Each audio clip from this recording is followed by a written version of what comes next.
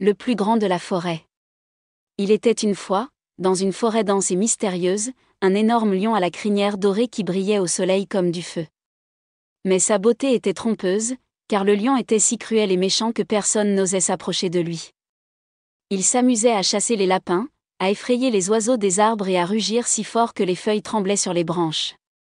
Les animaux vivaient dans une peur constante. Les cerfs ne sortaient plus vers les sources, les écureuils se cachaient dans les trous les plus profonds et les renards creusaient de longs tunnels pour échapper à la fureur du lion.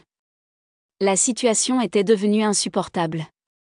Par une nuit calme, alors que la lune brillait comme une lampe argentée dans le ciel, les animaux se sont rassemblés secrètement dans une clairière cachée pour trouver une solution.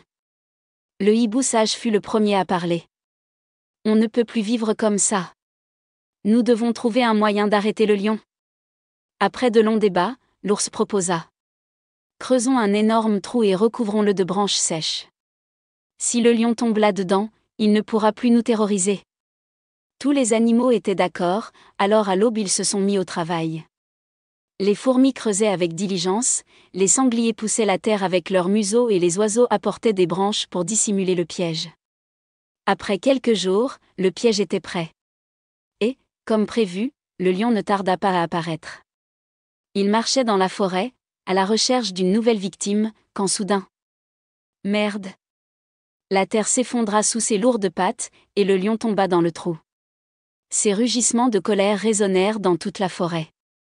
Les animaux se sont rassemblés au bord de la fosse, observant avec peur, mais aussi avec une légère joie. Le lion, effrayé et impuissant, cria. « Aide-moi. S'il te plaît. Je te promets que je ne t'effrayerai plus jamais. » Les animaux hésitèrent, mais le hibou dit. « Laissons-le là jusqu'à ce qu'il apprenne ce que signifie la peur. » Après quelques heures, voyant que le lion était vraiment effrayé, ils ont abaissé les vignes et l'ont laissé sortir. À partir de ce moment-là, le lion a changé. Il marchait tranquillement dans la forêt, saluait les animaux et les aidait même quand ils en avaient besoin.